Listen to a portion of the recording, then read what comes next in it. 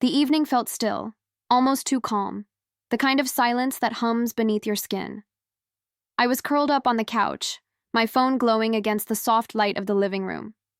Jason had told me earlier about his small birthday surprise at work, and I'd smiled like a fool, even sending cupcakes with him that morning. Dinner plates were still on the table, cold and half empty. The air smelled faintly of garlic and the cheap wine we'd shared. Everything looked normal, painfully normal. I scrolled through my feed absent-mindedly until Sophie's post caught my eye. Happy birthday to one of the funniest guys in the office. My lips curled into a small smile. That was Jason, always the charmer. I tapped play, expecting a harmless clip, maybe a laugh, a toast, something innocent. The video started with people singing, out of tune, around a cake. I could almost hear Jason's laugh before I saw him. Then it happened. Lydia, the colleague he'd always brushed off, leaned in close, her hand on his shoulder. She whispered something I couldn't hear, and then she kissed him, on the lips. Everyone laughed like it was a joke. But my world didn't. My chest went tight, my smile vanished, and for a second I swear the room tilted. The sound of that laughter burned straight through me. For a moment, I just stared at the screen, frozen. My brain tried to make excuses faster than my heart could break. Maybe it was a joke. Maybe it was staged. But then I saw his face. That easy grin he always gave me when he wanted to downplay something. The same one he used when I once asked about late meetings. My breath caught somewhere between my throat and my chest. The phone felt heavier in my hand, like guilt had a weight I could finally measure. I scrolled to the comments, hoping to find something, anything, that would make it less cruel. Sophie had written, "Best office birthday ever." And there he was, my husband, replying, "Thanks for making it special." That stupid wink felt like a knife twisting slowly. My fingers trembled, but I didn't drop the phone. I couldn't. I just stared at those emojis, those tiny glowing symbols of everything I didn't know. He told me there wasn't a video, said it was nothing, just a cake and a few coworkers. No laughter, no party, no kiss. I whispered the words before I even realized. What was that? My voice cracked in the quiet room. Anger started to bloom beneath my ribs, sharp, controlled, and terrifyingly calm. I didn't cry. I didn't scream. I just sat there thinking, if that was his little surprise, he hadn't seen mine yet. I don't know how long I sat there staring at that frozen image, Lydia's lips still pressed against his, everyone laughing in the background. The hum of the refrigerator was suddenly too loud, too steady, like it was mocking me with its calm. My heart pounded against my ribs, but my mind felt sharper than it had in months. Every second of that clip etched itself into me, the way his hand rested on her waist, the tiny smile after the kiss, the comfort of it all. I replayed it, once, twice, maybe 10 times. Not because I wanted to, but because I had to understand. The lies, the timing, the details. I studied it like evidence, not heartbreak. My eyes burned, but I refused to blink. If he thought that video would fade into the scroll of social media, he was wrong. It wasn't just a kiss, it was a confession he never meant to make, and I'd make sure it wouldn't disappear so easily. By the time the video ended for the last time, I wasn't shaking anymore. I was steady, cold, a kind of calm I'd never known before, the kind that comes right before a storm. I saved the video, locked my phone, and leaned back into the couch. My reflection stared at me from the black screen, unrecognizable but alive. He thought he'd celebrated his birthday at the office. He didn't know the real party had just begun. When Jason walked through the door that night, humming to himself, I'd already practiced my face in the mirror. Calm, soft, almost loving, the kind of expression that hides fire behind glass. He smelled like cologne and laughter, the same combination from that video. In his hand, a little gift bag wrapped in gold paper. "From a coworker," he said with a grin. I smiled back, but my voice was low, almost sweet. "How was your birthday surprise?" He laughed, completely at ease, and started rambling about cake, jokes, and office banter, the same old lines. Every word scraped against the truth I'd already seen. I nodded like I was listening, though my mind replayed that kiss in slow motion. When he said Lydia's name, it was casual, almost careless. "She helped with the cake," he said. I tilted my head slightly and asked, "Did she enjoy it too?"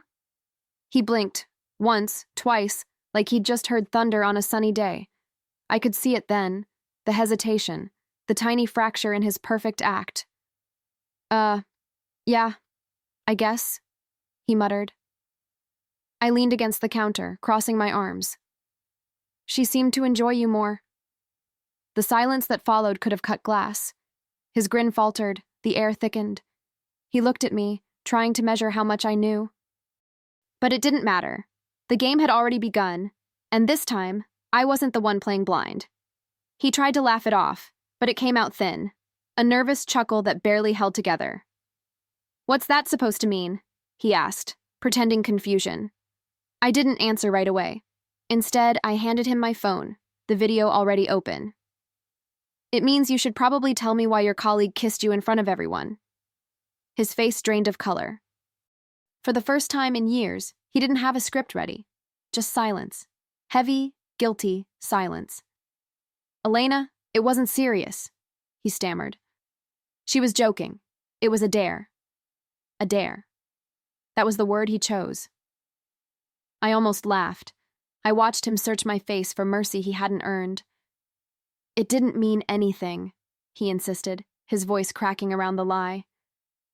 "You keep saying that about everything lately," I said softly, almost to myself. His eyes flickered, realizing I wasn't just talking about this moment, I was talking about us. The space between us felt colder than ever. I could hear the tick of the wall clock, slow and cruel. "Tell me, Jason," I said, stepping closer, "how many meaningless things have you done with her?" He opened his mouth, then closed it again. No words, just guilt sitting heavy in his eyes. That's when I knew I didn't need a confession. I'd already seen the truth. I turned away, voice calm, steady, and final.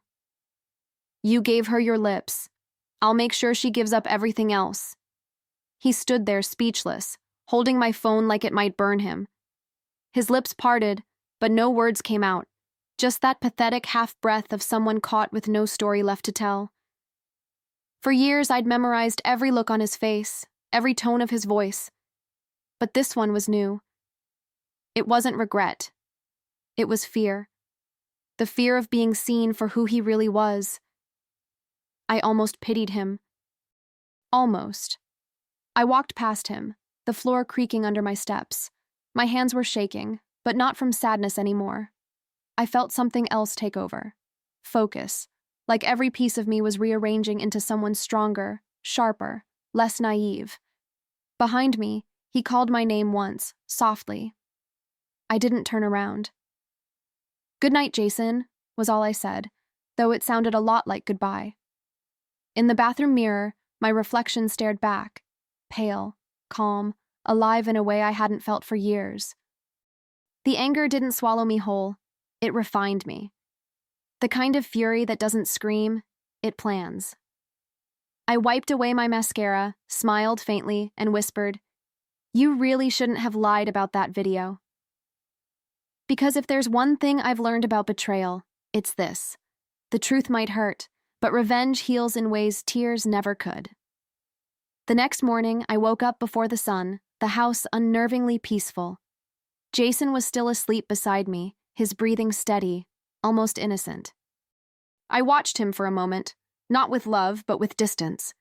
How strange that I'd shared years with someone I suddenly felt I didn't know at all. I slipped out of bed, careful not to wake him, and poured myself a cup of coffee. It tasted bitter, but that somehow felt right. I needed answers, not apologies.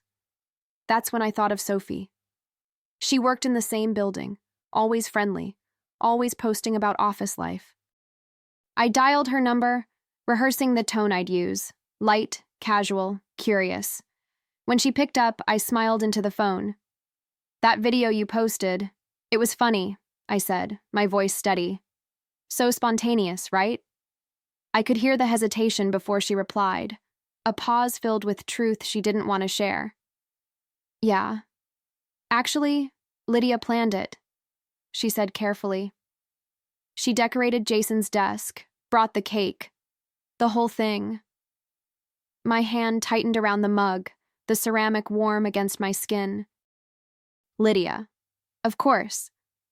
The same woman Jason swore was just a colleague, the same woman who was married. I kept my tone calm, polite, even cheerful. Oh, that's sweet of her, I said. She must really like making people feel special. When I hung up, I didn't breathe right away. The silence after Sophie's words felt louder than anything. My mind began mapping timelines, connecting dots I hadn't wanted to see before.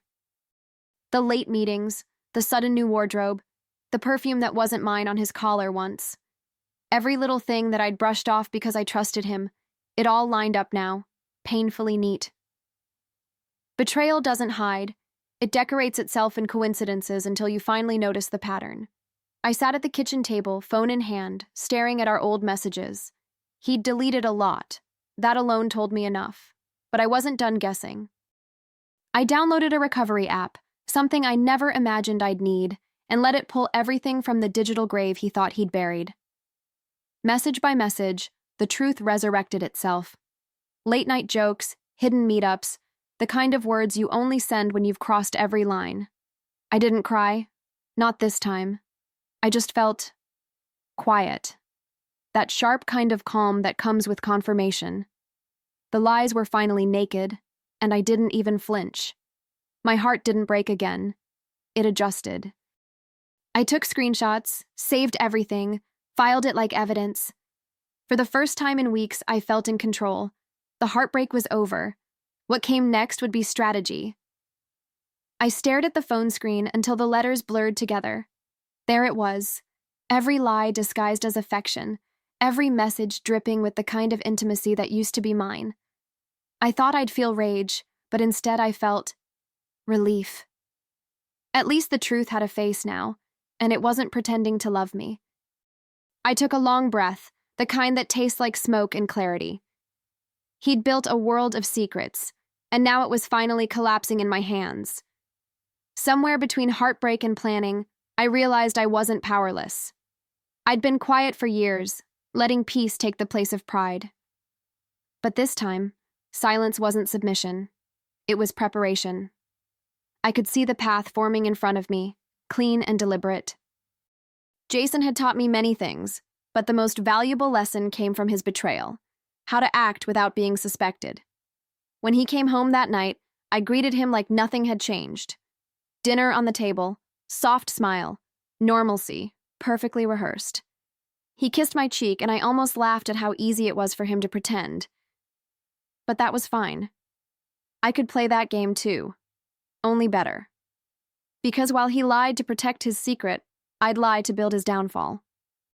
And he'd never see it coming. 2 days later, Jason mentioned a company dinner, the kind of event where partners were better off staying home. His voice was casual, but I caught that flicker in his eyes. Lydia would be there. I nodded, pretending not to notice. Have fun, I said, pressing a kiss to his cheek like the perfect wife. That night, I opened my laptop and edited the birthday video, stitching it together with their messages. His laughter, her words, the kiss. The truth, finally unwrapped. When the night of the dinner arrived, I dressed carefully. Not for him. For me. Black dress, simple jewelry, the calm armor of a woman who'd already made peace with her pain. As I drove to the venue, my hands didn't tremble. My pulse was steady, like the rhythm of a plan long rehearsed. The city lights passed by like a silent audience, and for once I felt like the one directing the show. The restaurant buzzed with laughter when I walked in. Dozens of eyes turned toward me, surprise, curiosity, discomfort. Jason froze mid-conversation, his hand resting too close to Lydia's on the table. "Elena," he said, that fake smile glued to his face. "What are you doing here?" I smiled softly. "Oh, I just wanted to surprise you," I said. "I heard your coworkers really love surprises." Before anyone could react, I held up my tablet and walked to the center of the room. My heels clicked against the marble floor. Calm, steady, defiant. "I brought something for you all," I said, smiling as I connected it to the projector. The birthday video appeared on the screen, the same laughter echoing through the speakers. People smiled at first. They didn't know what was coming, but I did. I'd timed it perfectly. The kiss appeared. The laughter shifted, softer, uncertain. And then, right after it, the texts I'd added began flashing one by one. "Can't stop thinking about your lips today. Meet me in the break room tomorrow." Gasps rippled through the tables. Lydia's hand flew to her mouth and Jason went completely still. His face turned white and for once, he didn't have words to save him. Only silence, the kind that burns louder than shouting. He whispered, "Elena, please." But I didn't even look at him. "You wanted to show affection in public," I said, my voice smooth and clear. "I just made sure everyone saw how much." I picked up a glass of champagne from a nearby table, letting the bubbles catch the light. "To Lydia and Jason," I said, raising it slightly. "May they enjoy each other as much as they enjoyed humiliating me." And with that, I left. Calm, intact, radiant. The night air hit my face the moment I stepped outside, cool and clean, like the universe had just exhaled with me. I didn't rush to the car. I walked slowly, savoring every second of silence after the chaos I'd left behind. For once, I didn't feel small. I didn't feel broken. I felt free. The weight that had sat in my chest for weeks lifted as if the truth itself had taken my side. Revenge wasn't supposed to feel peaceful, but somehow it did. When I reached the parking lot, I caught my reflection in the car window. My makeup was perfect, my posture straight, my eyes clear. That woman staring back at me wasn't the same one who'd watched that video days ago. She was sharper now, quieter, more dangerous in her calm. Inside the restaurant, I could still hear voices, the fallout beginning, but that part wasn't mine to manage anymore. I'd already delivered my final line. As I drove away, city lights flickered across the windshield like applause. My hands didn't shake. They rested steady on the wheel. I didn't need to look back. Everything that had once tied me to him was already burning behind me. Let Jason explain himself. Let Lydia save face. Their show was over. Mine had just begun, and this time I'd be writing every scene myself. The next morning, the house felt emptier, quieter, like it was waiting for something that would never return. Jason didn't come home that night. When he finally walked in at dawn, his tie was gone, his face hollow. He didn't say a word. He didn't have to. The silence said enough. By noon, I knew what had happened. HR had called him in. Lydia's husband had found out. And suddenly, Jason's office family wasn't so fond of him anymore. I watched him pace the kitchen, muttering about misunderstandings, damage control, and how it all got blown out of proportion. The irony almost made me laugh. I'd spent years watching him protect his image while letting our marriage rot quietly behind the curtains. Now the curtains were open, and the world was watching. He didn't even look at me, just buried his face in his hands. "They're suspending me," he whispered, "for inappropriate conduct." I nodded slowly, pretending to process it. But the truth was, I'd already moved beyond him. That job, that house, that version of us. They all felt like memories from another life. He looked so small sitting there, the man who once controlled every conversation. And for the first time, I didn't see my husband. I saw a stranger begging for sympathy from the person he'd betrayed. I turned away before pity could ruin my satisfaction. When I came back later that day, his car was gone. I didn't bother to ask where. On the kitchen counter sat a note from him, short, desperate, and meaningless. I didn't read past the first line. Instead, I set down my own letter beside it, one I'd written before dawn. "You celebrated your birthday with her. Consider this my gift. Freedom. Don't waste it." I left my wedding ring on top, catching the morning light like something finally released. Packing didn't take long. I'd already detached weeks before my hands ever touched the suitcase. Each folded shirt, Each pair of shoes felt like a piece of a life I was ready to outgrow. I looked around the bedroom one last time. The same walls that had heard laughter, lies, and quiet tears. They didn't echo back. They just stood there, hollow and clean, like they were ready for someone else's story. I smiled faintly. Maybe they were. I moved into a small apartment across town.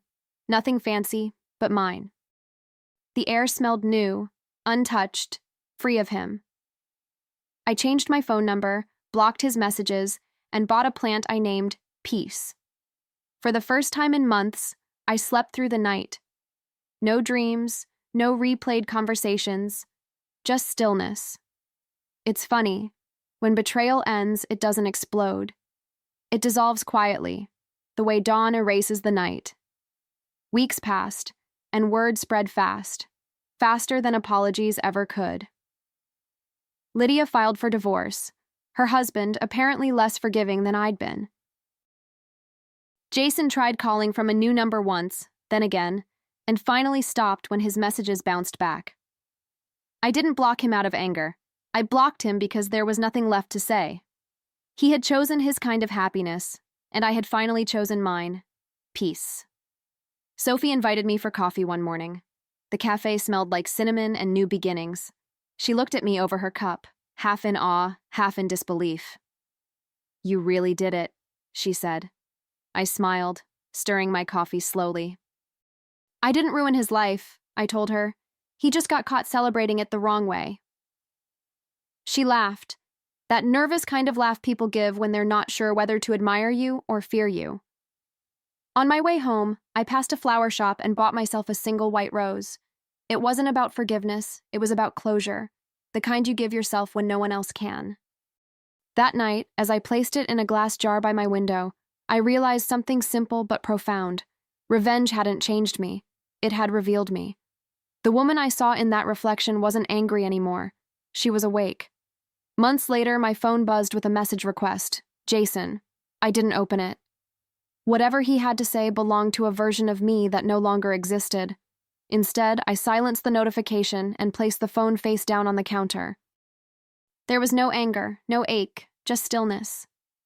It's strange how peace feels heavier than pain at first, like your heart doesn't quite know what to do with the quiet.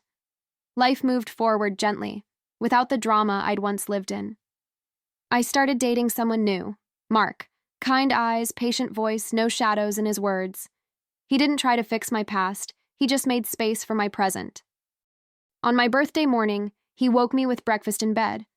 Pancakes, strawberries, a single candle flickering softly between us. "Make a wish," he said. I smiled and whispered, "Already did." As the candle went out, I felt something lift. Not loss, not regret, but renewal. The kind that comes from surviving yourself. I didn't need grand revenge or applause. I'd already won the moment I stopped waiting for him to change. My life wasn't a story of betrayal anymore. It was a story of rebirth. His birthday had exposed my heartbreak. Mine celebrated my return to life.